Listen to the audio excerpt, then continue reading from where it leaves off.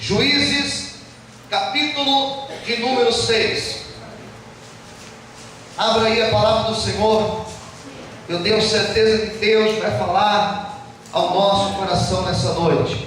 Enquanto você procura, dá uma olhadinha de rabo de olho aí para o teu vizinho ou para a tua vizinha e diga para ele: Deus vai falar com você nessa noite. Fala assim para ele: prepara o teu coração, porque Deus vai falar com você. Juízes, capítulo de número 6. Quem já encontrou, diga amém. Amém. Versículo 1.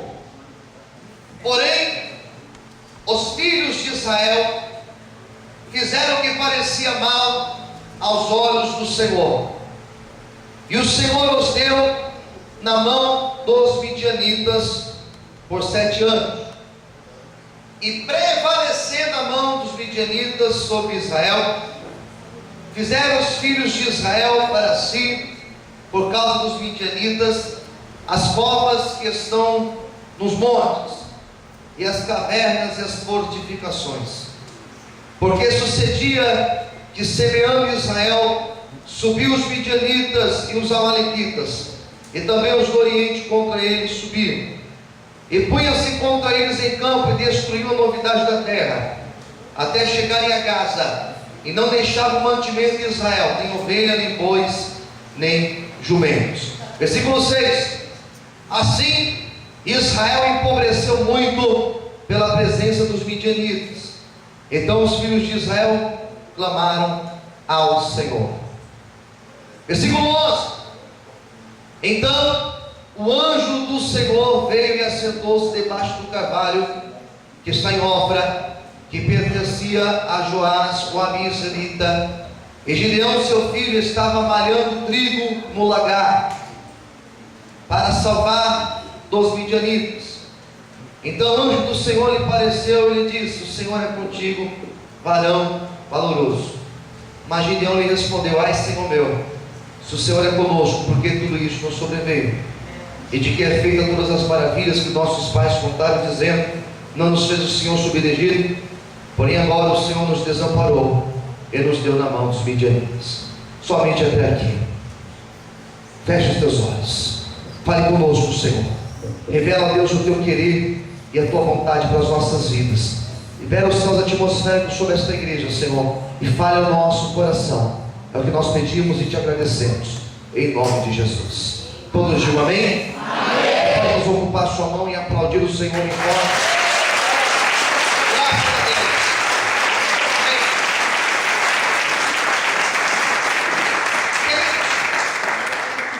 O texto que nós acabamos de ler fala muito ao meu coração. O livro de Juízes é um livro extremamente interessante. Juízes, o que ocorre aqui nesse período de aproximadamente 300 anos, trata-se de um dos piores momentos de Israel. Um dos piores momentos da nação de Israel, um dos piores momentos daquele povo na presença de Deus. Preste atenção. Depois vocês conversam aí, resolve depois, tá? Depois resolve isso aí. Depois liga o teclado, pode ficar sem teclado mesmo. Ou seja, o período dos juízes trata-se de um período onde Israel se afastou de Deus.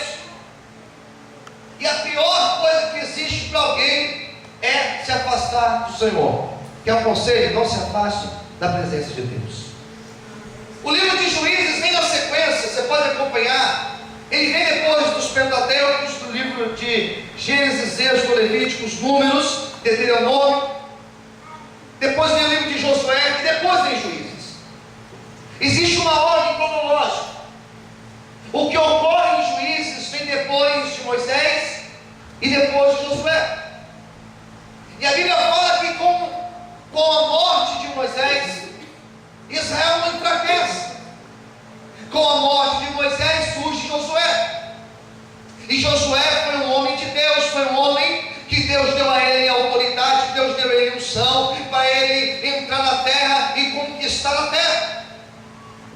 E a Bíblia fala que Josué e Caleb, eles entram na terra com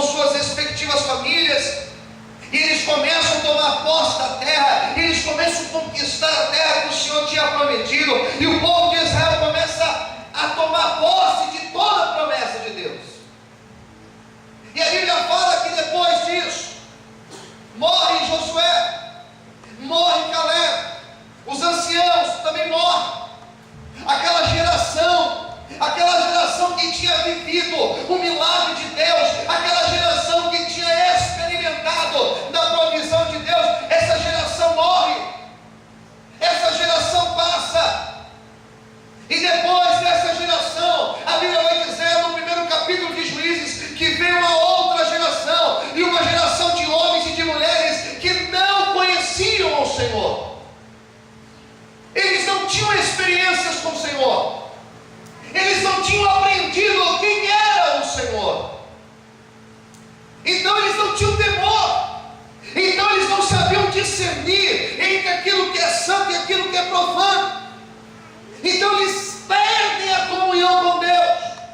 Eles já estavam na terra, eles estavam vivendo a promessa de Deus, mas eles se afastam da vontade do Senhor, e cada um começa a fazer a sua vontade, e cada um começa a agir pela sua vontade, e cada um começa a agir conforme dá na sua cabeça. E tem muita gente que tem feito da mesma forma, não ouve a voz de Deus, não ouve o conselho de Deus, não ouve o pastor, não ouve ninguém, só anda pela sua própria vontade, não quer saber de estar na presença do Senhor. Eu tenho notícia para essa pessoa que quer andar com as próprias pernas e que não quer saber da direção de Deus. Você pode ter certeza que Deus vai te abater, porque Deus não tem parte com o crente rebelde que não anda segundo a vontade e o querer do Senhor.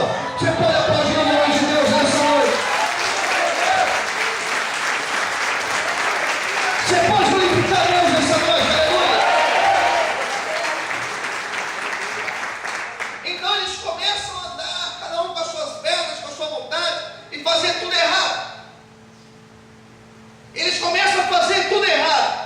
Daí Deus começa a levantar homens e mulheres também para serem juízes. Eles não tinham rei. Israel não era governado por um rei. O primeiro rei foi Saul. E Saul, eles surgem lá em 1 Samuel. Então vem os juízes. E lá na relação dos juízes nós temos pelo menos 14 deles. No livro de Juízes nós temos notícia de 13 deles. E cada um com uma situação diferente, cada um em um momento diferente. Poderíamos falar sobre Sansão, que foi o mais diferente de todos eles. Poderíamos falar de Jefté, poderíamos falar de Débora, poderíamos falar até de Baraque, poderíamos falar de Samuel, que foi o último deles. Mas nessa noite nós estamos aí falando um pouquinho sobre Gideão. E Gideão, ele surge no cenário, ele surge na história, e ele surge da seguinte maneira: um período onde Israel estava empobrecendo. Sabe por que eles estavam empobrecendo? O texto vai dizer que eles empobreciam porque a presença do adversário estava no meio deles. Sabe por que tem muita gente empobrecendo? Sabe por que tem muita gente caminhando para trás?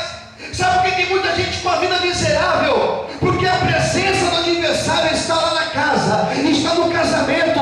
É aquela pessoa que dá brecha para o adversário, é aquela pessoa que abre as portas da casa para o adversário entrar. Por isso empobrece. O texto vai dizer que eles estavam empobrecendo. 7 anos.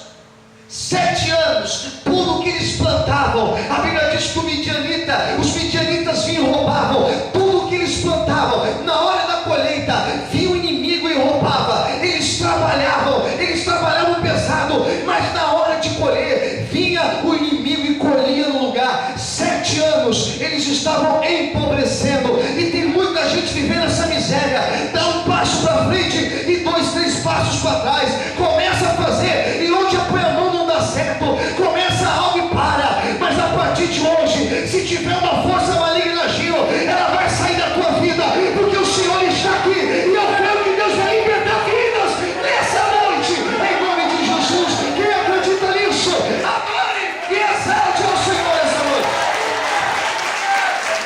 Faz forte as palmas. Você pode adorar a Deus aí, agora e fala assim para ele: posso glorificar Deus do teu lado? Se ele falou que não, irmão, sai de perto dele, em nome de Jesus, vigia. Sai de perto desse midianita aí. Isso é um filisteu e não diga nada. Glória a Deus. Pois bem, 7 anos empobrecendo. Tudo que eles faziam não dava certo. Vinha o adversário e roubava. E o texto vai dizer que por causa disso, versículo 6, eles começaram a clamar ao Senhor. Eles começaram a orar. E aqui tem algo extremamente interessante, que a Bíblia só vai falar que eles oravam na hora do aperto. Tem gente que é assim, né, missionário Mailde? É, não é, pastor Carlos? Tem gente que é assim, só ora na hora do aperto. E é um perigo pessoa assim, porque geralmente esse tipo de pessoa